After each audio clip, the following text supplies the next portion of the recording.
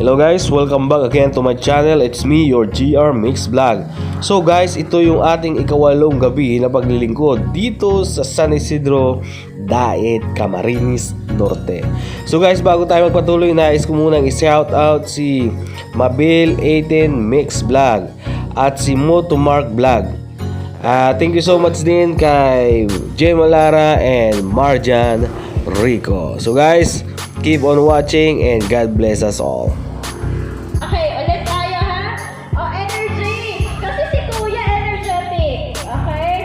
Anuhin natin to. Lampasan. Okay? Ready? Oh, I love you, Jesus. Ready? Sing. Oh, I love you, Jesus. Deep down in my heart. Oh, I love you, Jesus. Deep down in my heart. Deep, deep, deep, deep, deep, deep down, down, down. Deep down in my heart. Deep, deep, deep, deep down, down, down. Deep down in my heart. Partner, face to face, shoulder to shoulder, back to back, working together, building the kingdom for God. Very good. Ayan. Kanina sabi mo po. Okay na yan? Inyong lahat, mga minamahal namin mga kaibigan, kapatid, sa mga nakikinig po, naabot ng aming sound sa mga bahay, muli po namin kayong iniimbita sapagkat magsisimula na po tayo sa ating gagawin na programa. Kaya muli po tayo ay muling nananawagan sa bawat isa. Tayo po ay ating muling pakikinggan ang isa namang topic mga kapatid tungkol sa ating kalusugan at tungkol sa pangpamilya. Ngayon po tayo po ay magsisimula na. Awit po tayo ng ating theme song.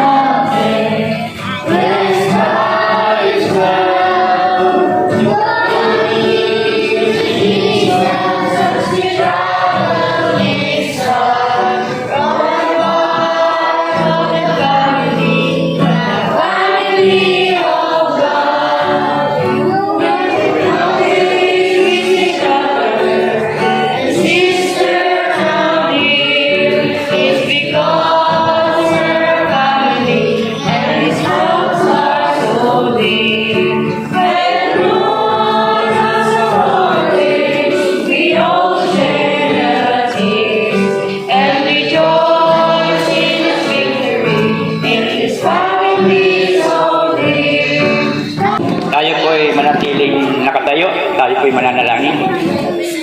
Ikit natin ating mga mata. Ama naming banal, Diyos na makapangyarihan sa lahat, muli po sa gabi ito, pinasalamatan namin kayo. Pinupuri namin kayo sa iyong kadakilan, sa inyong mayamang pag-iingat niyo sa amin, lalo sa gabi-gabi naming pag-aaral ng iyong banal na salita. Nasasalamatan namin kayo, Panginoon, sapagkat muli po nagkasama-sama kami upang muli mag-aral at pakinggan ang iyong banal na salita.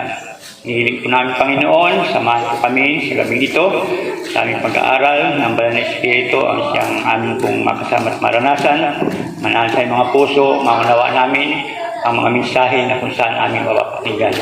Pagpalain po ang bawat nakikinig, lalo tingit sa yung inaabot ng iyong tinig na hindi namin pakasama, ay hindi po silang pagpalain upang sila din po ay mapabutan ng pabalita ng kaligtasan.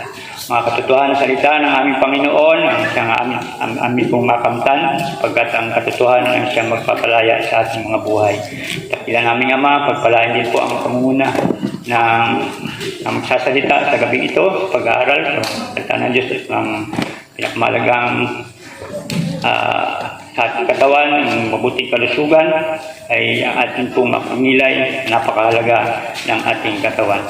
Nihiling po namin ito sa banal na pangalan ni Jesus. Amen. Mapakinggan ang ating health lecture, Sister Ivy Tilides, lalong higit po sa kanya mo ng ma-question mga kapatid sa ating kalusugan. Makarinig muna tayo ng awit. Ito po'y pagkahandog sa atin. Ito ay galing pa sa Binson. Si Father Rode sa Banal. Ito ay sa kalusugan.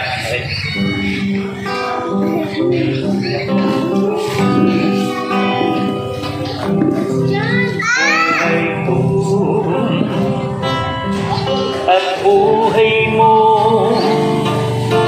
ibinigay ng Diyos para sa'yo. Pwede bang ingatan mo ito, kaibigan ko, pagkat ito'y tirahan ng banal na Espiritu. Nais ng iyong guminhang, huwag kang mapabuti, pati na rin ng iyong kaluluwa. Nais ng iyong masayang pamilya, nagpupuri, sumasamba sa Kanya. Hindi mo ba alam ito, kaibigan ko? Ingatan mo ang buhay na bigay sa'yo. Ang kalusugan ay kayamanan sa mundong ito. Ingatan mo ang buhay na bigay sa'yo. Nais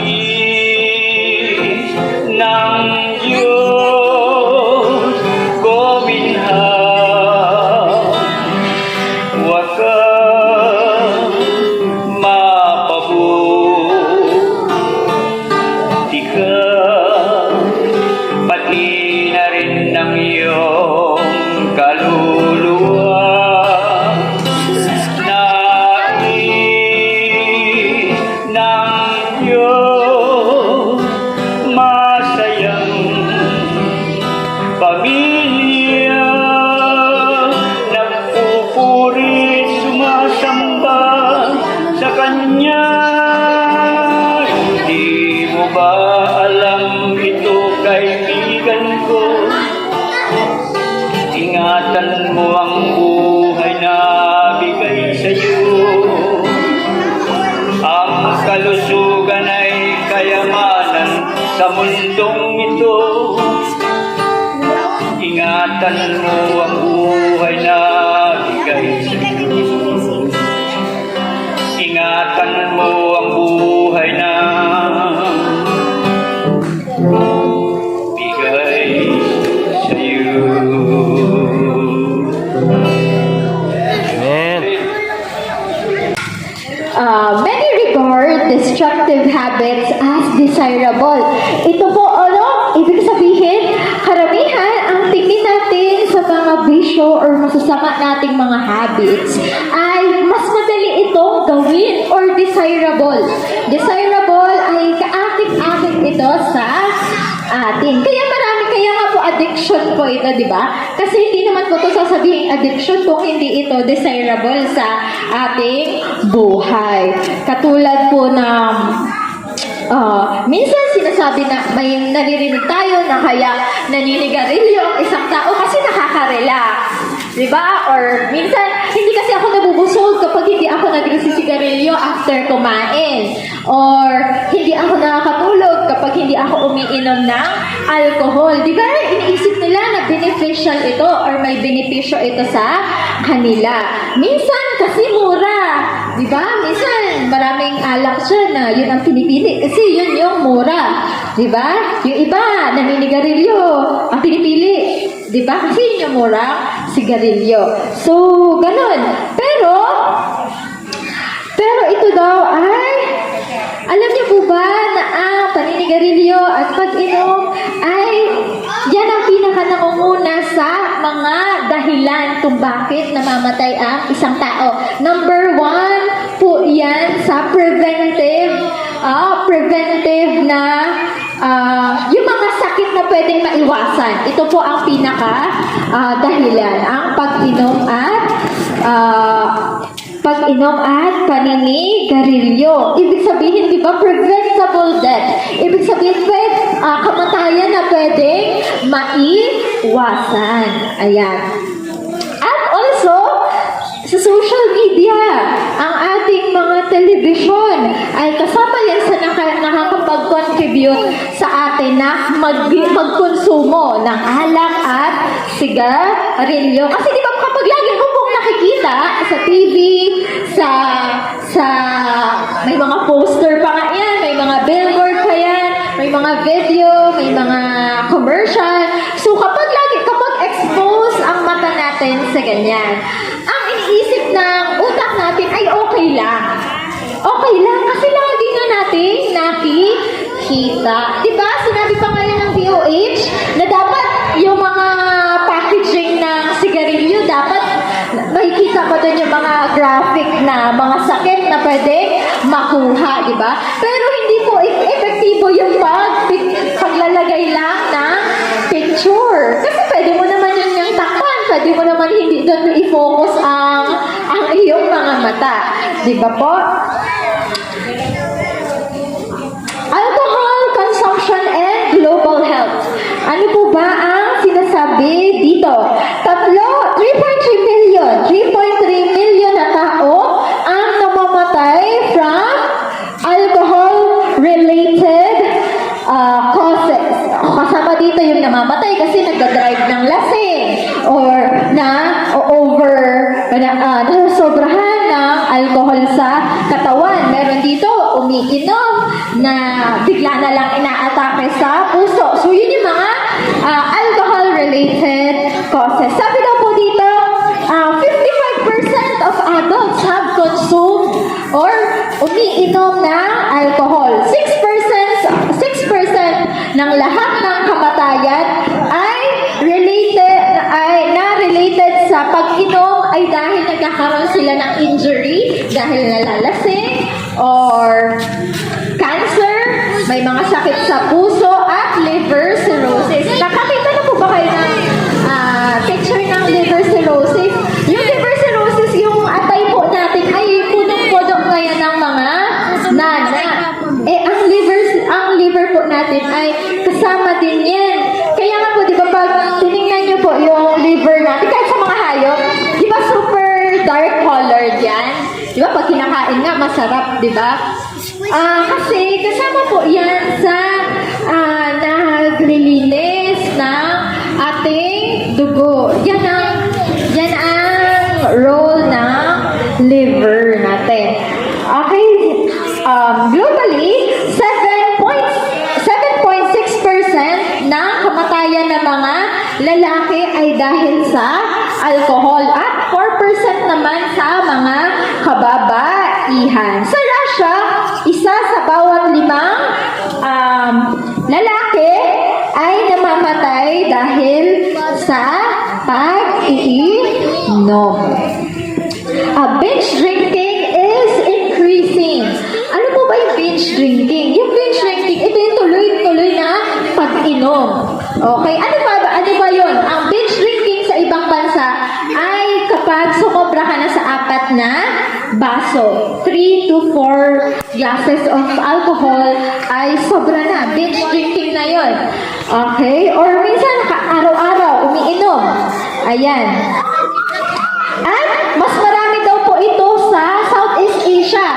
So sa bansa natin, Southeast Asia, Thailand, Malaysia, Sri Lanka, Vietnam, ay mas marami ang binge drinker. Kaya nga po, di ba? Minsan maglakad lang po tayo dyan, may mga nag-iinom. Di ba po? Kada street may mga, di ba? Kaya nga, minsan kapag masyadong masaya, yun na agad na iisip ang mag-inom. Alcohol is dangerous. Ayan, masama ito at delikado. Ang alcohol daw ay naging commodity. O commodity, o yung mga pangangailangan natin. Or, di ba? Akala natin sa araw-araw, kailangan natin ito. Or once a week, kailangan natin uminom. Ito daw po ay masama. Risk of alcohol addiction. Ayan. Ang alcohol ay addictive to, kaka-addict ito na substance. Ayan. The chance of alcoholism developing in a lifetime sa isang tao na normal, walang ibang factor, ay 13% ang pwede kang maging alcoholic. Na introduction, kapag naninigarilyo ka, nagiging mas open ka sa ibang drugs. Okay? So, for example, kapag naninigarilyo ka, pwedeng maging okay lang sa'yo yung marijuana, yung cocaine, heroin, yung shabu, ay baka may tendency na mas mag-try ka kapag naninigarilyo. So, get away drug. So, katulad din po na pag-iinom, iwasan po natin ito sa mga kabataan, na magsimula sila, na huwag natin sila hayaan na magsigarilyo sila, lalo na sa bata edad. Malaki ang epekto nito sa atin. Avoid all things na nakakasama. Iwasan natin ang pag-iinom at pag-ninigarilyo. Sabi nga po to sa Biblia, sa Philippians 4:13, I can do everything through Him who gives me strength. So, kaya nating gawin ang kahit ano dahil merong Panginoon nagbibigay sa atin ng kalakasan. At sinasabi din sa 1 Corinthians 10 verse 31, kung ano man ang kainin or inumin or ano man ang gawin natin, sabihin natin, gawin natin ito gawin natin ito para sa kailuluwalhati at ikakalugod ng Panginoon. So, yun lamang po at maging encouragement po natin to sa bawat isa na kaya natin itong gawin dahil mabuti, kaya nating magpigil dahil mabuti ang Panginoon sa atin. Magandang gabi po sa ating lahat. Ngayon po, dadako tayo po sa ating family o kaya kay Sir, sa ating kay Sir Libby. Subalit bago po natin mapakinggan ang kanyang una muna ang kanyang question, mga kapatid, makarinig tayo ng awit. Hando po sa atin ng mga kabataan.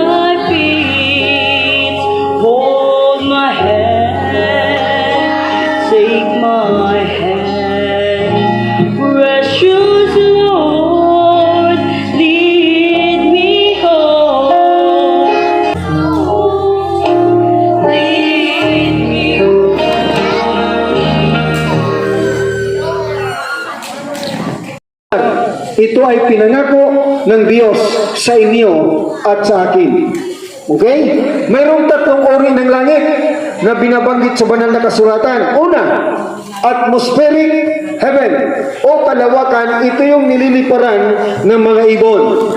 Pangalawa, ang sabi ng Genesis chapter 1 verse 6 to 8, at sinabi ng Diyos, magkaroon ng isang kalawakan at ginawa ng Diyos ang kalawakan at tinawag ng Diyos ang kalawakan na langit. Pangalawa, yung starry heaven, langit ng mga bituin.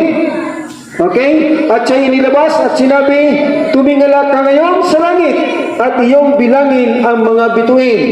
So, starry heaven. Number 3, third heaven, luklukan at tirahan ng ating Panginoong Diyos. 2 Corinthians chapter 12 verse 2, nakikilala ko ang isang lalaking kay Kristo. Mayroon ng 14 na taon, maging sa katawan ay 1 ko. Diyos ang nakakaalam na inagaw hanggang sa 2 langit. Okay? Ang 2 langit na ito, ang focus ng pag-aaral natin ngayong gabi. Ang langit na inihahanda ni Jesus para sa kanyang mga anak na sumasampalataya at sumusunod sa kanya. Apokalipsis 21:1 hanggang 2. Ang wika po rito, at nakita ko ang isang bagong langit at ang isang bagong lupa, sapagkat ang unang langit at ang unang lupa ay naparam na, at ang dagat ay wala na. Doon sa inihanda ng ating Panginoon, wala na po doon dagat, pero mayroong tubig. Okay, ang sabi diyan, at nakita ko ang bayang banal, ang bagong Jerusalem na nanaog mula sa langit, buhat sa Diyos, na nanaog gaya ng isang babaeng kasintahan na ang kagayakan talaga sa kanyang asawa. At narinig ko ang isang malakas na tinig na mula sa luklukan na nagsabi, narito ang tabernakulo ng Diyos ay nasa mga tao at siya'y nananahan sa kanila. Bakit bagong langit at bagong lupa ang nakita ni San Juan? Sapagkat, okay, ano ang mangyayari sa ating presenteng langit at lupa? Ang wika sa 2 Pedro 3:12 na ating hintayin ang pinakananasa ang pagdating ng kaarawan ng Diyos, na dahil dito ang sangkalangitan na nagdiningas ay mapupugnaw at ang mga bagay sa langit ay matutunaw sa matinding init. Ito pala mga kapatid ay lilinisin ito ng ating Panginoon. Itong mundo natin ay lilinisin ng Panginoon sa pamamagitan ng apoy. Okay ha? 2 Pedro 3:13, ngunit ayon sa kanyang pangako ay naghihintay tayo ng bagong langit at bagong lupa na tinatahanan ng katuwiran. Isang tunay na langit. Number 2, heaven is a beautiful place. Lugar na maganda. Okay, Apokalipsis 21:3, at narinig ko ang isang malakas na tinig na mula sa luklukan na nagsasabi, narito ang tabernakulo ng Diyos ay nasa mga tao at siya'y mananahan sa kanila at sila'y magiging mga bayan niya at ang Diyos din ay sa kanila at magiging Diyos nila. Maganda sapagkat ang luklukan ng Diyos ay naroon. At malaking, Apokalipsis 21:18, at ang malaking bahagi ng kuta niya ay haspi at ang bayan ay dalisay na ginto na katulad ng malinis na bubog. Ang ating lalakaran doon sa bagong langit at bagong lupa ay purong ginto. Dito, hinuhukay ang ginto. Pero doon sa bagong langit at bagong lupa, ang ating lalakaran ay purong ginto. Number 3, heaven is a clean place. Lugar na kung saan ay malinis. Bakit?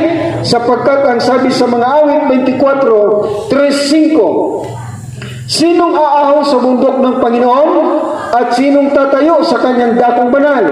Siyang may malinis na mga kamay at may dalisay na puso na hindi nagmamataas ang kanyang kaluluwa sa walang kabuluhan at hindi sumusumpa na may kabuluhanan. Malinis sapagkat ang lahat ng mga papasok doon ay may mga malinis na puso. Walang marumi o anumang karumihan papasok doon sa bagong langit at bagong lupa. Apokalipsis 21:27, at hindi papasok doon sa anumang paraan ang anumang bagay na karumal-dumal o siyang gumagawa ng kasuklam-suklam at ng mga kasinungalingan, kundi yaon lamang mga nakasulat sa aklat ng buhay. So yan po. Okay? Number 4, heaven is a safe place. Lugar na kung saan ito ay ligtas. Ang wika po, walang karahasan doon sa langit.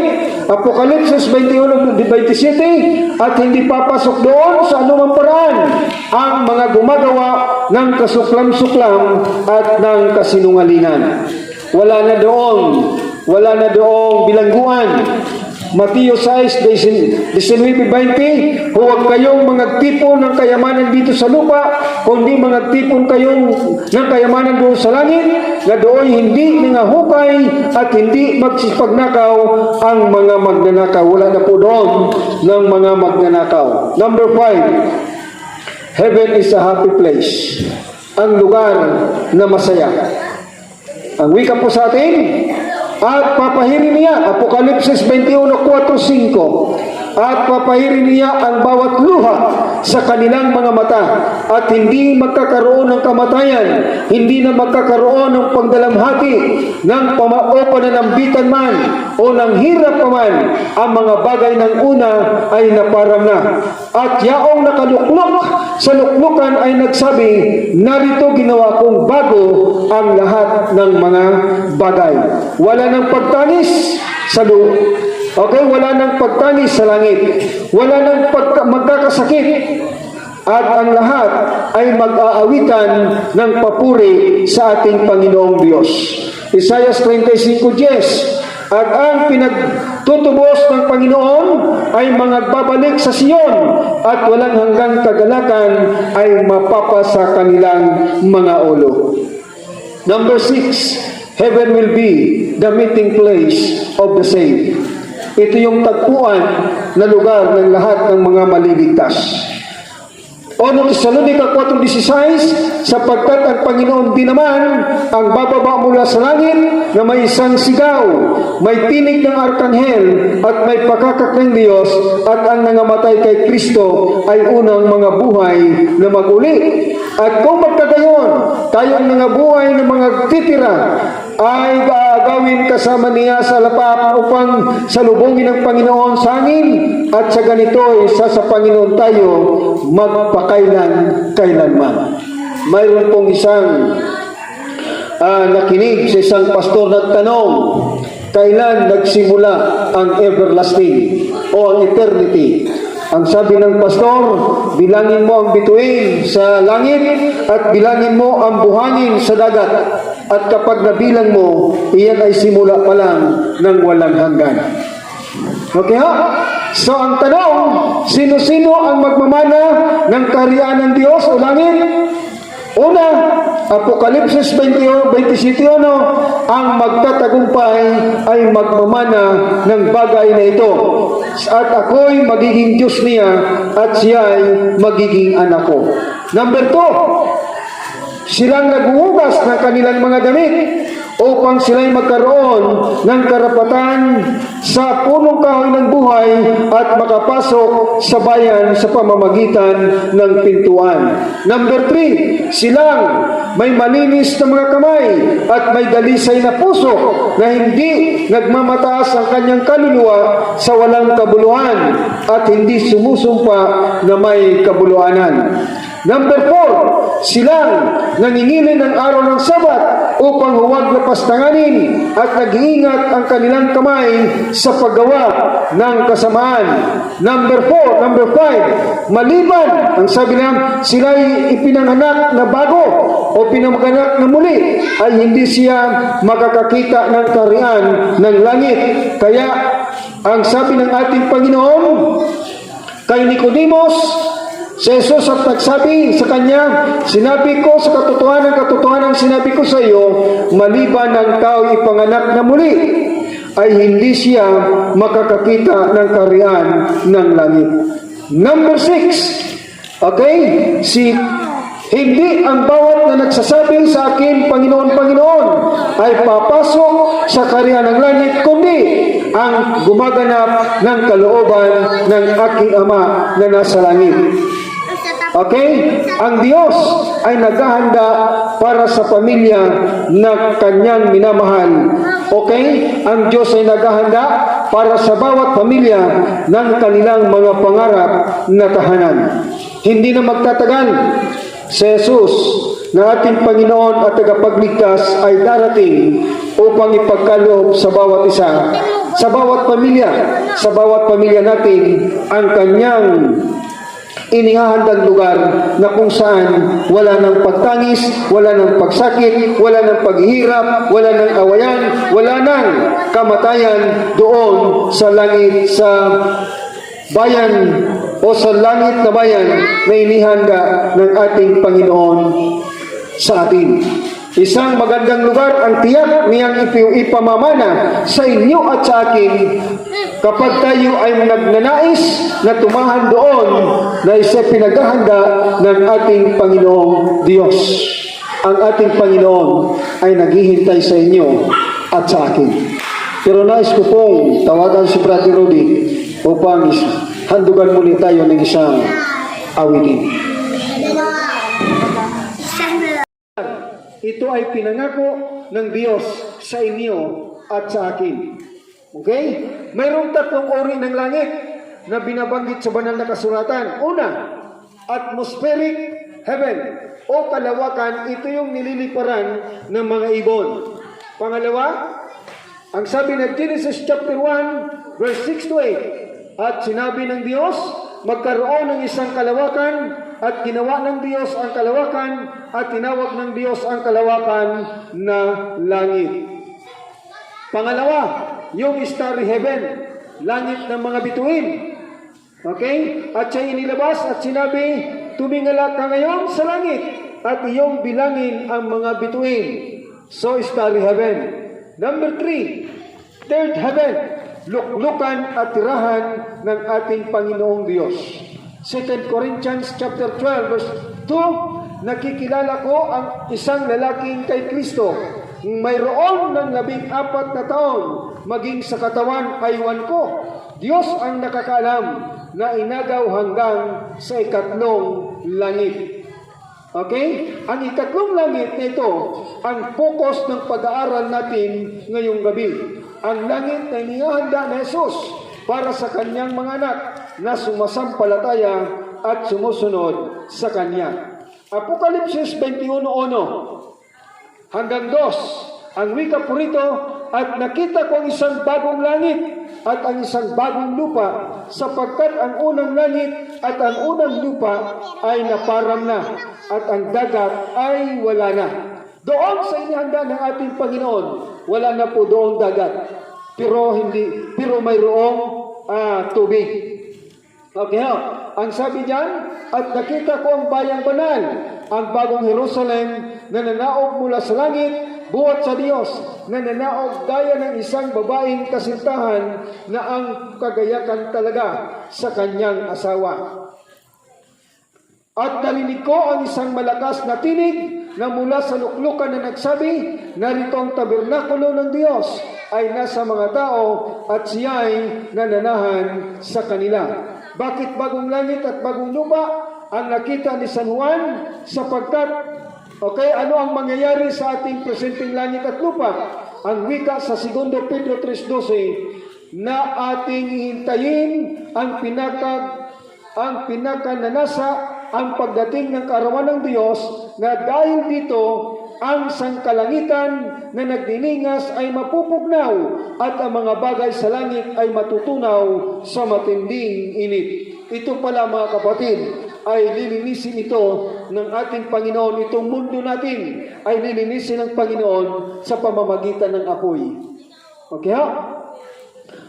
2 Pedro 3:13, ngunit ayon sa kanyang pangako ay naghihintay tayo ng bagong langit at bagong lupa na tinatahanan ng katuwiran. Isang tunay na langit. Number 2, heaven is a beautiful place. Lugar na maganda. Okay, Apokalipsis 21:3, at narinig ko ang isang malakas na tinig na mula sa luklukan na nagsasabi, narito ang tabernakulo ng Diyos ay nasa mga tao, at siya'y mananahan sa kanila, at sila'y magiging mga bayan niya, at ang Diyos din ay sa kanila, at magiging Diyos nila. Maganda sapagkat ang luklukan ng Diyos ay naroon. At malaking, Apokalipsis 21:18, at ang malaking bahagi ng kuta niya ay haspe, at ang bayan ay dalisay na ginto na katulad ng malinis na bubog. Ang ating lalakaran doon sa bagong langit at bagong lupa ay purong ginto. Dito, hinuhukay ang ginto. Pero doon sa bagong langit at bagong lupa, ang ating lalakaran ay purong ginto. Number 3, heaven is a clean place. Lugar na kung saan ay malinis. Bakit? Sapagkat ang sabi sa mga awit 24:3-5, sinong aahon sa bundok ng Panginoon at sinong tatayo sa kanyang dakong banal? Siyang may malinis na mga kamay at may dalisay na puso, na hindi nagmamataas ang kanyang kaluluwa sa walang kabuluhan at hindi sumusumpa na may kabuluhanan. Malinis sapagkat ang lahat ng mga papasok doon ay may mga malinis na puso.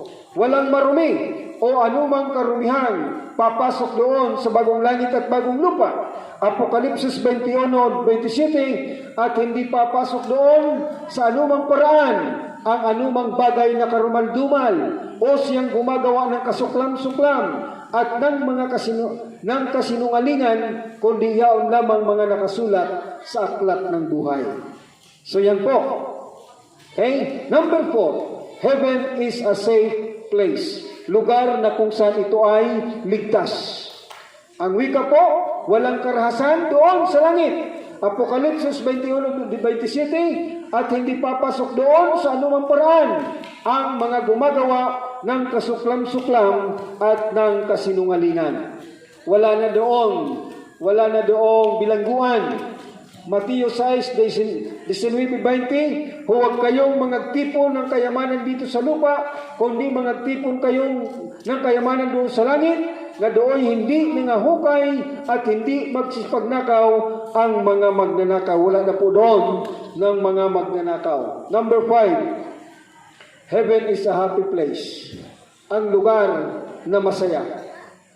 Ang wika po sa atin, at papahirin niya, Apokalipsis 21:4-5, at papahirin niya ang bawat luha sa kanilang mga mata, at hindi magkakaroon ng kamatayan, hindi na magkakaroon ng pagdalamhati, ng o pananambitan man, o ng hirap pa man.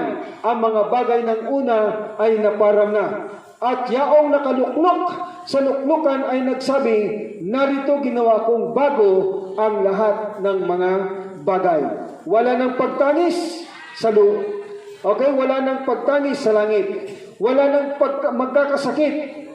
At ang lahat ay mag-aawitan ng papuri sa ating Panginoong Diyos.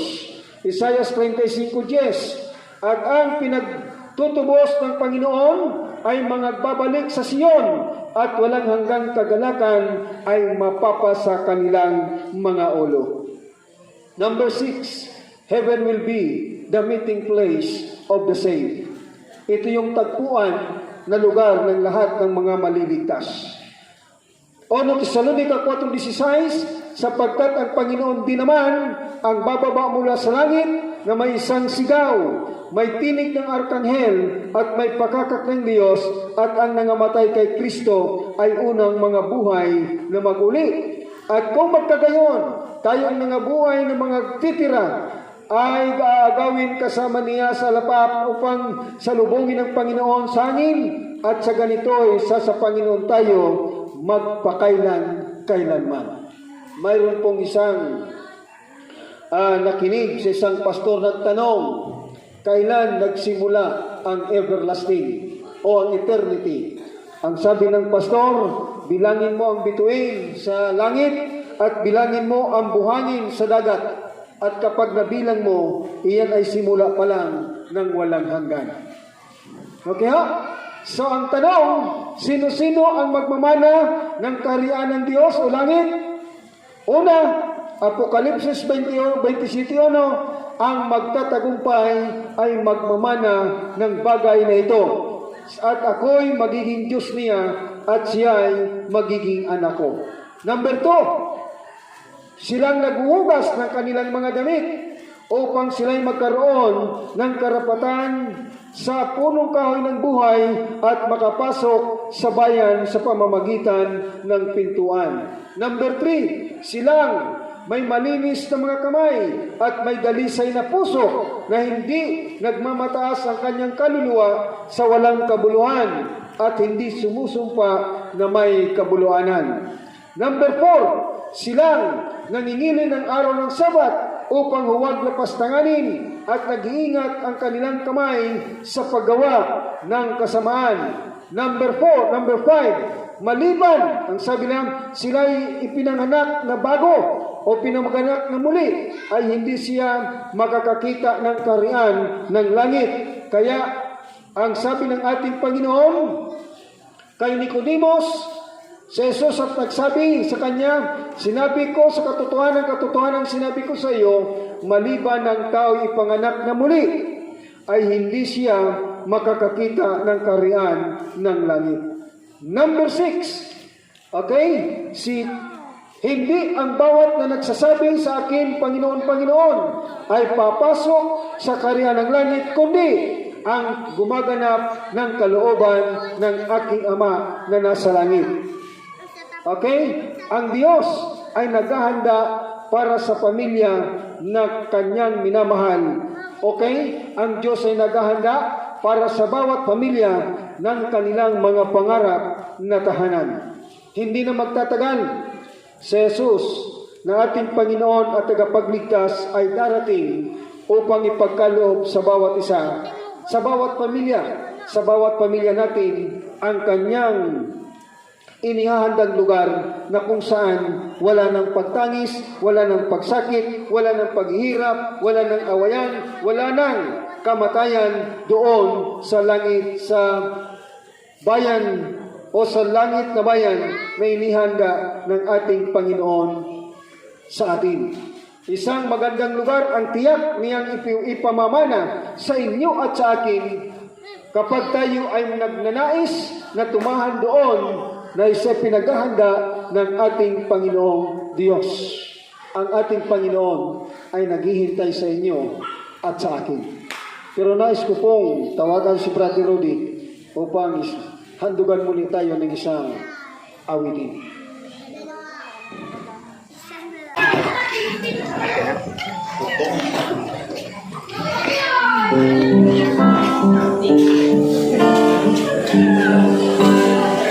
Noong unang panahon, tayo'y makasalanan, tayo ay tinubos ng Diyos na naglalang. Mga gawa natin na walang kabuluhan, lahat ng masamay tinaligyan. Tayo ay magsisi at siya'y paglingkuran upang gantimpala ay ating makamtan. Tayo'y hahatulan sa ating mga gawa, kaya't lagi tayong maging handa.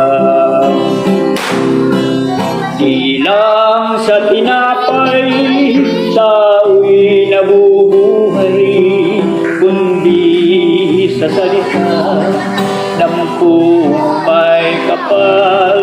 Ang buhay ng tao ay maikli lamang, dapat pag-isipan ng kaligtasan. Si Jesus darating nang hindi nalalaman, kaya't lagi natin ito'y paghandaan. Kasalanan dapat nang talikdan, mabuhay ang taong may kabalalan. Di lang sa tinapay tao'y nabubuhay, kundi sa salita ng may kapal. Ang buhay ng tao ay may pag-isipan ng kaligtasan. Ang buhay ng tao ay maikli lang, dapat pag-isipan ng kaligtasan. Dapat pag-isipan ang kaligtasan.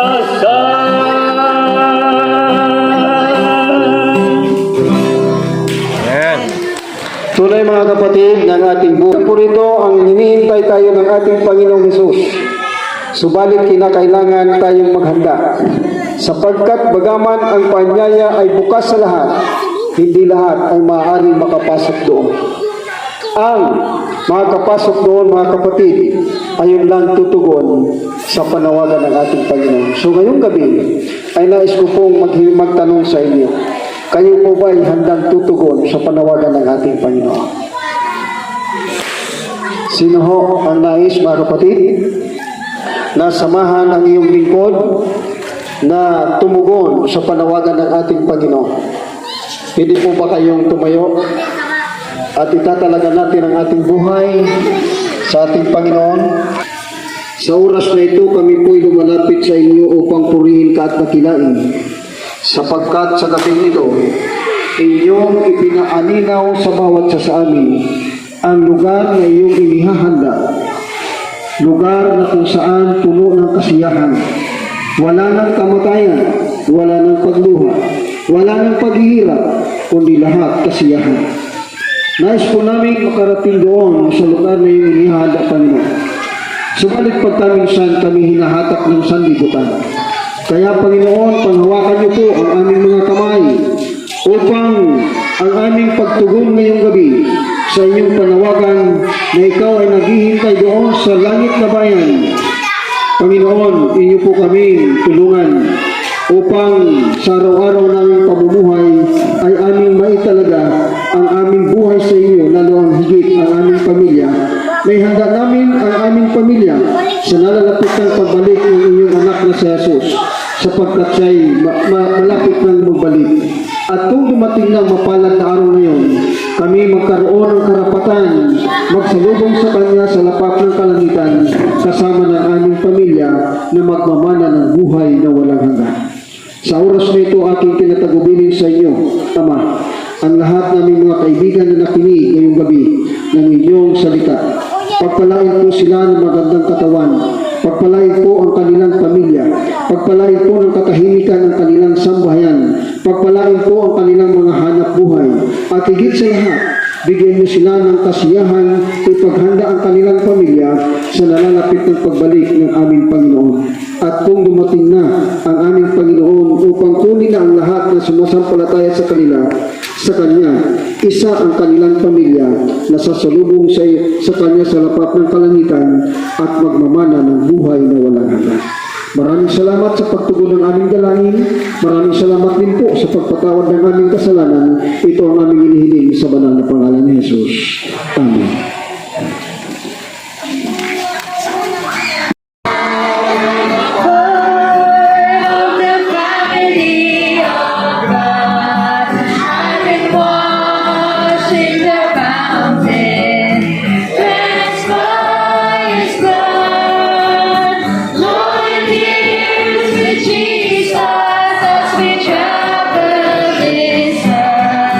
For a part of the family.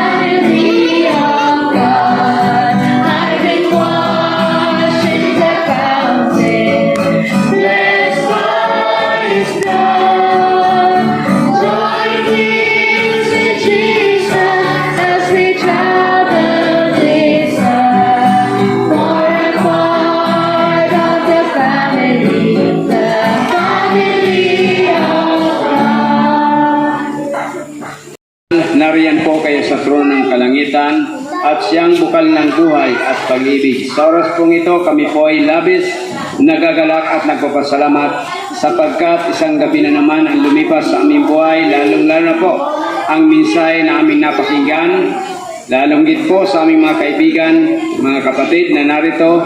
Nawa po ang mensahe patuloy naming ipinapanalangin ang Banal Espiritu ang patuloy na manang sa bawat isa upang ang mensahe nawa ito ay patuloy na maisa puso at lalong-lalo na po lagi nilang maalala po ang iyong kabutihan at ang magandang ang buhay, lalong-lalo na po sa kalusugan at higit sa lahat ang masayang tahanan at masayang pamilya. Ipinapalangi po namin, maranasan po namin ang pag-ingat ng mga pinanghel, Panguna ng Espiritu sa aming pagtulog upang sa kinabukasan muli po kaming bangunin at taglay namin ang buhay lakas na nagmumula sa inyo. Pagpalain po ang gabing ito sa aming mga pag-uwi sa aming tahanan, maranasan po namin ang pag-iingat upang kami makarating na matiwasay, ligtas. Salamat ng marami sa pagtugon sa aming dalangin.